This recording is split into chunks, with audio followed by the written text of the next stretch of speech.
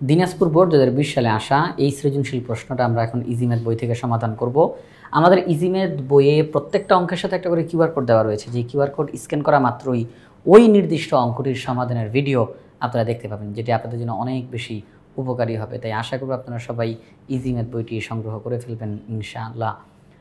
Dinajpur board 2020 সালে যে সৃজনশীল প্রশ্নটি এসেছে তার উদ্দীপকে কিছু তথ্য দেওয়া রয়েছে। যেমন এখানে বলা হয়েছে a equal to x belongs to z such that x square less than 10, b equal to x belongs to n such that x এর মান 2 এর বড়, 7 এর সমান বা ছোট এবং মৌলিক সংখ্যা, f of x equal to x to the power 4 plus x square plus 1 divided by x square। এই তথ্যগুলো এখানে আমাদের দেওয়া।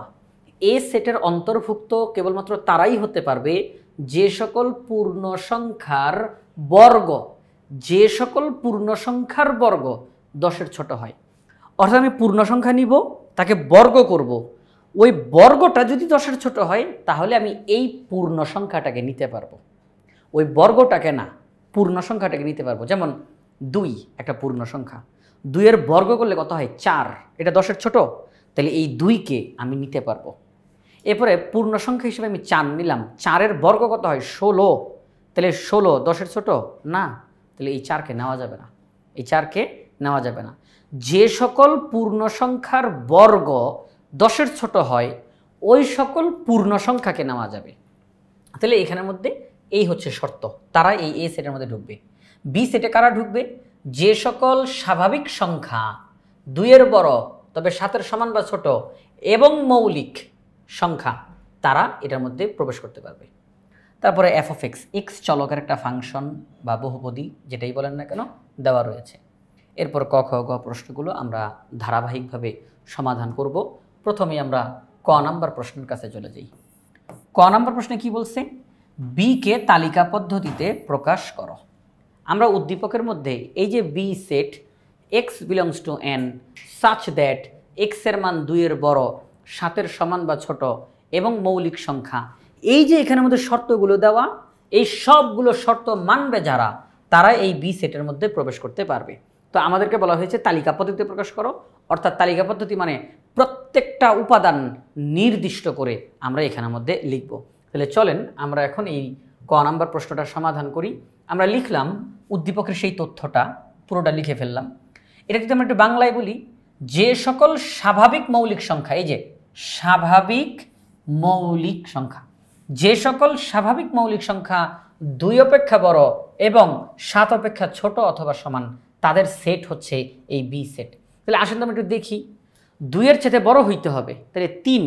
আচ্ছা 3 কি মৌলিক সংখ্যা? ইয়াস, তাহলে আমরা 3 নিতে পারি। 3 এর চেয়ে বড় 4, কিন্তু 4 তো মৌলিক না, হবে না। 5 এটা মৌলিক, তাহলে নেওয়া যাবে। 6 মৌলিক না, বাদ। 7 মৌলিক, নেওয়া যাবে। 8 যাওয়াই যাবে না, কারণ বলেই দিছে 7 এর সমান বা কম, তার মানে 7কে ক্রস করা যাবে না। তাহলে সেই ক্ষেত্রে আমরা বি সেট পেয়ে গিয়েছি 3, 5, 7, এটি হচ্ছে বি সেটের তালিকা পদ্ধতিতে প্রকাশ। তাহলে ক নাম্বার প্রশ্নটার সমাধান করা হয়ে গেল। আমরা এখন খ নাম্বার প্রশ্নটার সমাধান করব। আমাদের এখানে খ নাম্বার প্রশ্নটা কি বলা হয়েছে? খ নাম্বার প্রশ্নে বলছে F of 1/x² equal to 4 হলে x² plus 1/x² whole square এর মান নির্ণয় করো। দেখেন যে এই বিষয়টা F of 1/x² equal to 4, আমাদের উদ্দীপকে এফ অফ এক্স দেওয়া আছে। আমরা যেই কাজটা করব, এক্সের জায়গায় 1/x² বসাবো, এক্সের জায়গায় 1/x² বসাবো। যেখানেই এক্স সেখানে 1/x², হ্যাঁ, যেখানে এক্স সেখানে 1/x², যেখানে এক্স সেখানে 1/x² বসাবো। ওইটা সমান 4 দিয়ে দিব।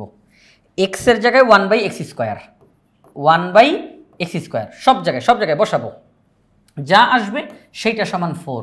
এরপরে আমরা এটাকে ক্যালকুলেশন করে আমরা এই সূত্রের এটার মান নির্ণয় করে ফেলতে পারবো। চলেন আমরা এখন খ নাম্বার প্রশ্নটা সমাধান করে ফেলি। আমাদের খ নাম্বারের উদ্দীপকে যেই তথ্যটা দেওয়া সেটা আমরা লিখলাম। এবার এক্সের জায়গায় 1/x² বসাই, 1/x² whole to the power 4, 1/x² whole square, 1 তো 1ই থাকবে, x² 1/x² হোল স্কোয়ার বসিয়ে দিলাম। চলেন ক্যালকুলেশন করে ফেলি। পাওয়ার 4, তাহলে 1কে পাওয়ার 4 করলে 1ই হয়, কিন্তু x² যদি পাওয়ার 4 করা হয় আমরা জানি পাওয়ারে গুণ হয়, 4 দুগুণে 8, তাহলে x টু দি পাওয়ার 8। এখানে এক্স টু দি পাওয়ার 4, এখানে 1, এখানে এক্স টু দি পাওয়ার 4। এখন আমরা যেই কাজটা করব সেটি হচ্ছে এখানের মধ্যে দেখেন এটা একটা ভাগ চিহ্ন, তাই না? একটা ভাগ চিহ্ন, এই ভাগের উপরে একটা অংশ, নিচে একটা অংশ। তো উপরের যেই অংশটা সেখানে আমরা ভগ্নাংশ দেখতেছি, ভগ্নাংশ। এই 1 এর নিচে মনে মনে 1 আছে। তাহলে যেহেতু ভগ্নাংশ ভগ্নাংশ ভগ্নাংশ, তাহলে আমরা হরগুলোর লসাগু করতে পারি। X to the power 8, x to the power 4 এবং 1 লসাগু হচ্ছে এক্স টু দি পাওয়ার 8। কেন? কারণ এই এক্স টু দি পাওয়ার 8 এর মধ্যে এক্স টু দি পাওয়ার 8 যায়, এই এক্স টু দি পাওয়ার 8 এর মধ্যে এক্স টু দি পাওয়ার 4 যায়, এই এক্স টু দি পাওয়ার 8 এর মধ্যে 1 যায়। তাহলে এই এক্স টু দি পাওয়ার 8 এটি হচ্ছে লসাগু। এই x to the power 8 x to the power 8 এর মধ্যে একবার যায়, কারণ হর দ্বারা, এটা হর না, এটা লব, এটা হর, হর দ্বারা লসাগুকে ভাগ করব, এটা লসাগু, হর দ্বারা লসাগুকে ভাগ করব, যা আসবে তা দ্বারা লবকে গুণ করব।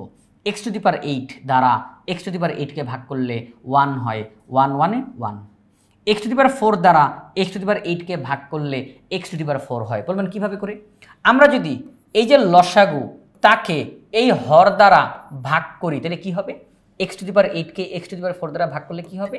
যেহেতু ভিত্তি একই, মাঝখানে ভাগ চিহ্ন, উপরের পাওয়ার থেকে নিচের পাওয়ার বিয়োগ হবে, x to the power 8 minus 4 x to the power 4। তার মানে এক্স টু দি পাওয়ার 8কে এক্স টু দি পাওয়ার 4 দ্বারা ভাগ করলে এক্স টু দি পাওয়ার 4 হয়, লিখলাম। সেটা দ্বারা লবকে গুণ করলাম, এটা 1 দ্বারা এক্স টু দি পাওয়ার 8কে ভাগ করলে এক্স টু দি পাওয়ার 8 হবে, সেটা দিয়ে লবকে গুণ আমরা লিখে ফেললাম, লসাগু করলাম এবং উপরে সব কিছু লিখে ফেললাম। এখন আমরা যেই কাজটা করতে পারি সেটি হচ্ছে এই যে ভাগ চিহ্ন, এই ভাগ চিহ্নের উপরের যেই অংশটা তাকে লিখলাম, ভাগ চিহ্নটাকে উল্টাইয়া দিলে কি হবে? গুণ। তাহলে ভাগ চিহ্নের পরে যে আছে সে উল্টাইয়া যাবে, ভাগ চিহ্নকে উল্টাইয়া গুণ, তাহলে ভাগ চিহ্নের পরে যে আছে সে উল্টাইয়া যাবে। তাহলে এই 1/x টু দি পাওয়ার 4 সে এখন উল্টায় গেল, 1/x টু দি পাওয়ার 4 সে এখন উল্টায় গেল, তাহলে x টু দি পাওয়ার 4। চলেন সামনের দিকে আগাই। এখন আমরা এখানে মধ্যে দেখতেছি যে x to the power 4 x to the power 8 কাটাকাটি যাবে, কিছুক্ষণ আগে আপনারা দেখেছেন কিভাবে করে যায়, তাহলে কাটাকাটি গেল, তাহলে যা থাকে লিখে ফেললাম।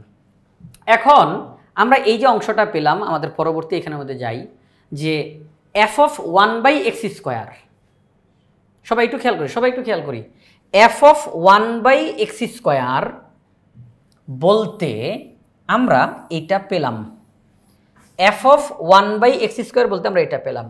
আমাদের প্রশ্নে বলা ছিল f of 1/x² equal to 4।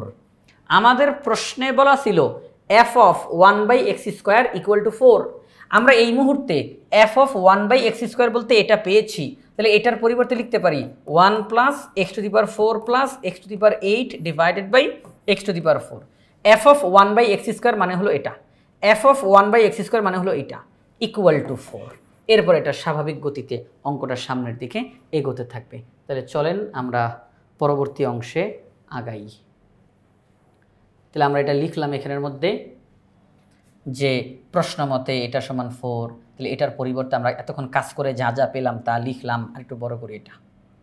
তাহলে দেখেন যেই বিষয়, এবার আমরা আড়াআড়ি গুণ করতে পারি, 4 এর নিচে 1 আছে, আড়াআড়ি গুণ করতে পারি, কাটাকাটি না কিন্তু গুণ, আড়াআড়ি গুণ। তাহলে 4 দিয়ে এটাকে গুণ আর 1 দিয়ে এটাকে গুণ। তার আগে তার একটা কাজ করছে, গুণটা করবে একটু পরে, একটা কাজ করছে এখানের মধ্যে যেই বিষয়টা, এই এক্স টু দি পাওয়ার 4 1 এর নিচেও আছে,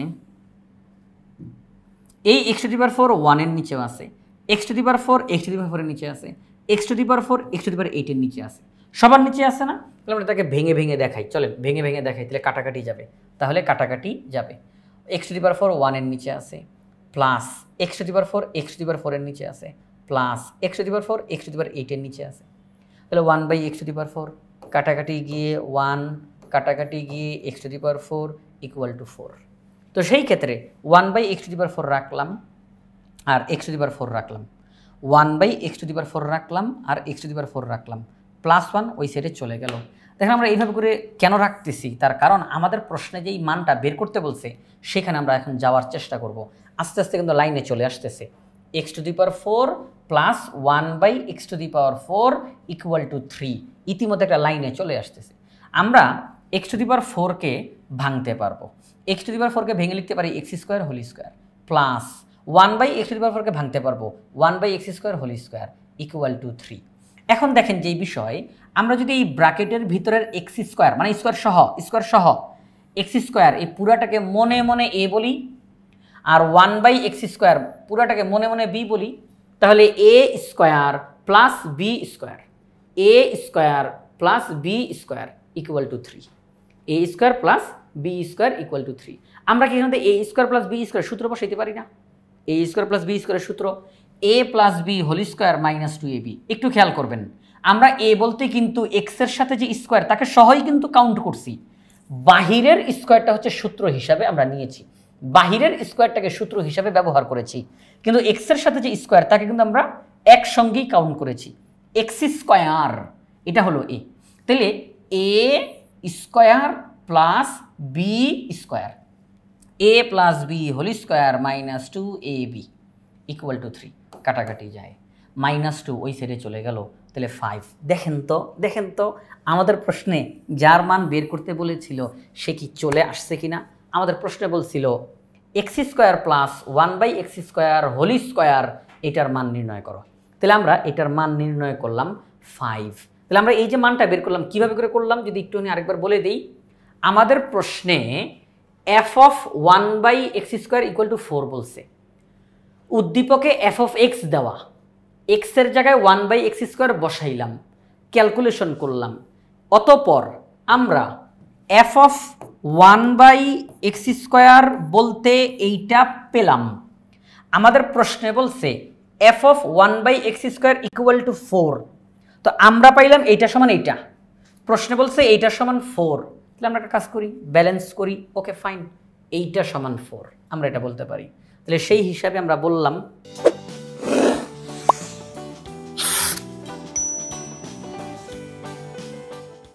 এই যে আমরা এখানে বললাম যে এটা সমান 4, তাহলে এটার পরিবর্তে লিখে ইকুয়াল টু 4, x⁴ সবার নিচে আছে, বসাইলাম, কাটাকাটি গেল, সুন্দর একটা চেহারা পেয়ে গেল। এখন আমরা x⁴ প্লাস 1/x⁴ রেখে তাকে আমরা ভাঙলাম, অঙ্কটা কমপ্লিট হয়ে গেল। X square whole square plus 1/x square whole square equal to 3। আমরা মনে মনে এক্স স্কোয়ারটাকে এ ধরলাম, 1/x স্কোয়ারকে বি ধরলাম, এ স্কোয়ার প্লাস বি স্কোয়ার, তাহলে a square plus b square, a plus B, দেখেন এ বলতে কিন্তু এক্স স্কোয়ারকে লিখেছি কারণ স্কোয়ার সহই ধরেছি, a plus b whole square minus 2ab, এটা কাটা -2 হিসেবে চলে গেল, অঙ্কটা কমপ্লিট। যার মান বের করতে বলেছিল আমাদেরকে যে x square plus 1/x square whole স্কোয়ারের মান বের করো, আমরা সেই মানটা পেয়ে গিয়েছি। তাহলে আমাদের এই খ নাম্বার প্রশ্নটার সমাধান করা শেষ। আমরা এখন গ নাম্বার প্রশ্নের সমাধান করব। তাহলে আমরা এখন গ নাম্বার প্রশ্নটার সমাধান করব। আমাদের গ নাম্বার প্রশ্নে কি বলছে?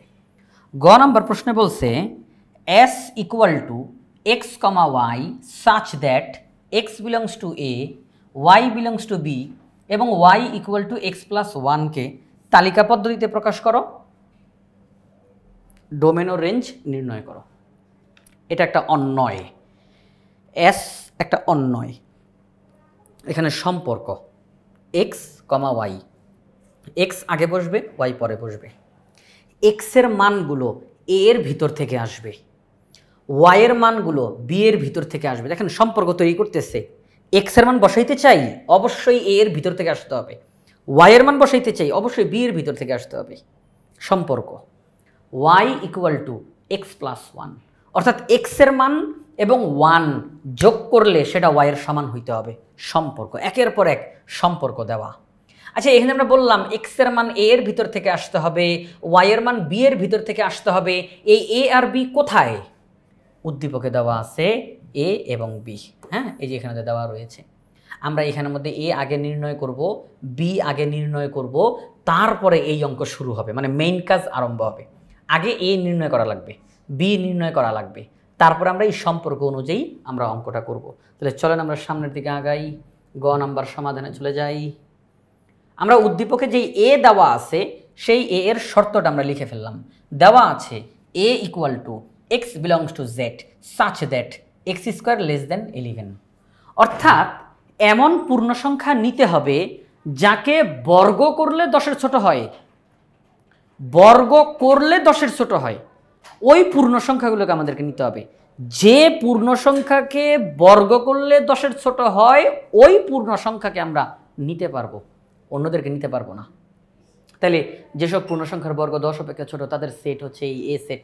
আমরা পূর্ণ সংখ্যার সেটকে লিখলাম 0 +1 -1 +2 -2 +3 -3 ডট ডট ডট ডট চলতেই থাকবে চলতেই থাকবে চলতেই থাকবে। পূর্ণ সংখ্যার সেটের তো শেষ নাই। তো আমরা এখন চেক করব। আচ্ছা এক্স এর মান 0 দিয়ে যদি চেক করি, এক্স এর মান 0 মানে এটা একটা পূর্ণ সংখ্যা, তাকে বর্গ করব, তাহলে 0 স্কোয়ার, তাহলে হয় 0, 10-এর ছোট, ইয়েস। তাহলে আমরা এক্স এর মানটাকে নিতে পারবো, কারণ এক্স এর যেই মান মানে এই যে পূর্ণ সংখ্যাটা তাকে বর্গ করলে 10-এর ছোট হয়।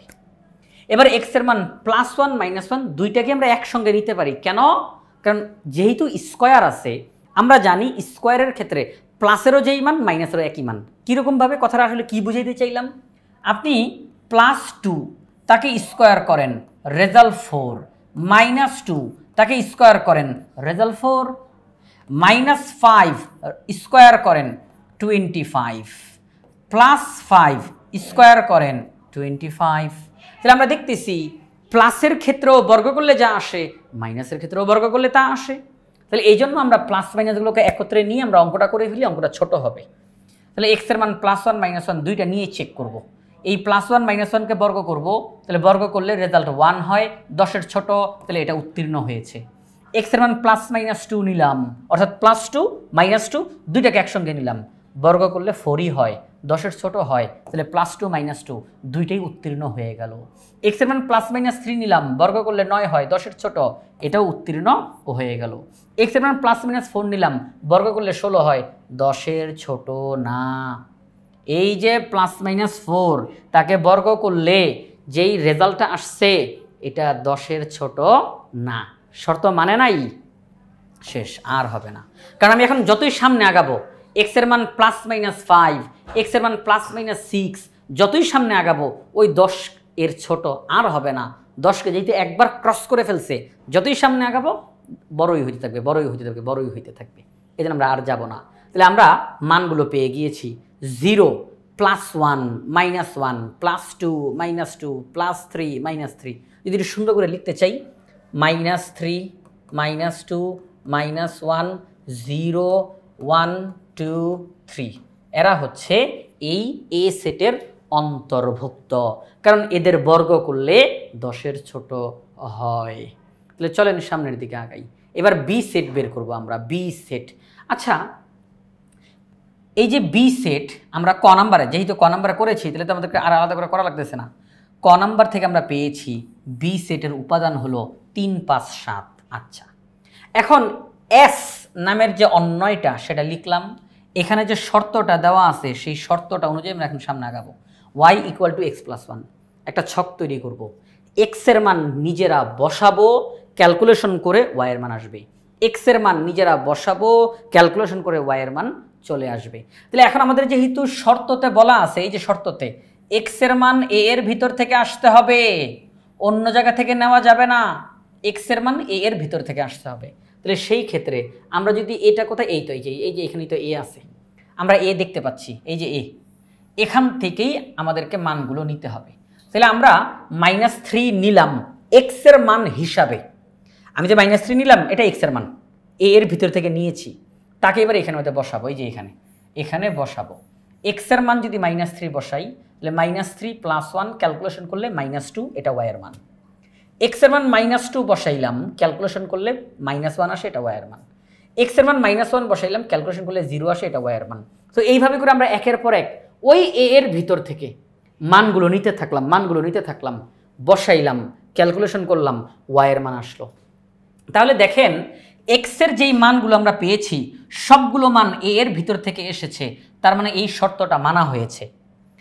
তারপরে এক্স এর মানগুলো এখানের মধ্যে বসিয়ে ক্যালকুলেশন করে তারপরে আমরা যেই মানগুলো পেয়েছি তাদেরকে লিখেছি, এরা হচ্ছে y এর মান।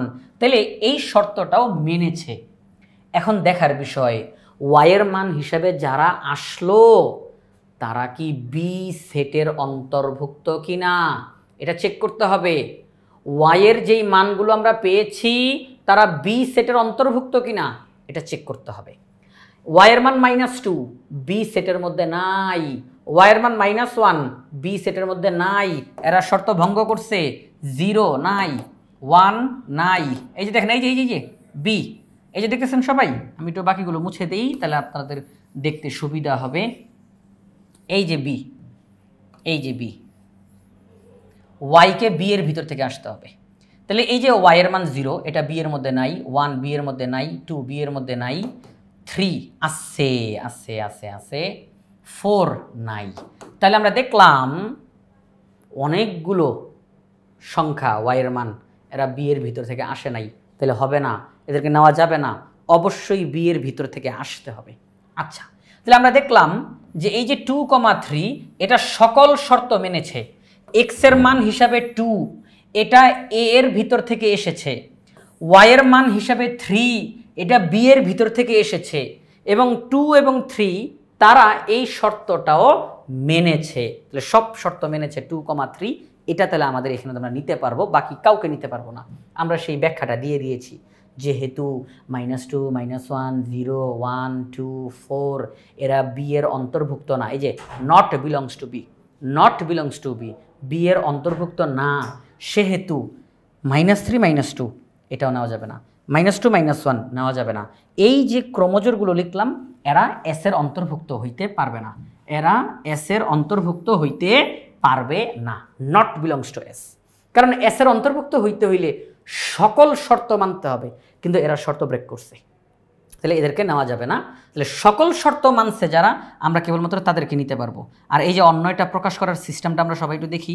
অন্যটা প্রকাশ করার সিস্টেমটা সেটা হচ্ছে, যেটা শর্ত মানছে এক্স এর মান আর ওয়াই এর মান 2,3, তাহলে 2,3কে ফার্স্ট ব্র্যাকেটের মধ্যে রাখবো, এটা একটা ক্রমজোর, ফার্স্ট ব্র্যাকেটের মধ্যে রাখবো, আর পুরাটাকে একটা সেকেন্ড ব্র্যাকেট দিয়ে আটকাই দিব। এই হচ্ছে একটা অন্যয়, সকল শর্ত মানছে। হ্যাঁ, আচ্ছা, তো এখন ডোমেন আর রেঞ্জ বের করতে বলছে আমাদেরকে। ডোমেন হচ্ছে আমরা যে ক্রমজোরগুলো বের করেছি সেই ক্রমজোরগুলোর প্রথম উপাদান হচ্ছে ডোমেন, দ্বিতীয় উপাদান হচ্ছে রেঞ্জ। আমরা যেই ক্রমজোরগুলো বের করেছি সেগুলোর প্রথম উপাদান হচ্ছে ডোমেন, দ্বিতীয় উপাদান হচ্ছে রেঞ্জ। তাহলে এখানের মধ্যে আমরা বের করেছি 2,3, তাহলে এখানে প্রথম উপাদান 2, এটা হচ্ছে ডোমেন, দ্বিতীয় উপাদান 3, এটা হচ্ছে রেঞ্জ। তাহলে আমাদের এই অঙ্কটা কমপ্লিট হয়ে গেল। গ নাম্বার যে প্রশ্নটা আমাদেরকে বলেছিল যে এসকে তালিকা পদ্ধতিতে প্রকাশ করো এবং ডোমেন ও রেঞ্জ নির্ণয় করো, আমরা সেটা করে ফেললাম। তো আমরা ইজিম্যাথ বই থেকে দিনাজপুর বোর্ড 2020 সালে আসা এই সৃজনশীল প্রশ্নটা খুব সহজভাবে সমাধান করে ফেললাম। আশা করব আপনারা সবাই ইজিম্যাথ বইটি সংগ্রহ করে ফেলবেন ইনশাআল্লাহ।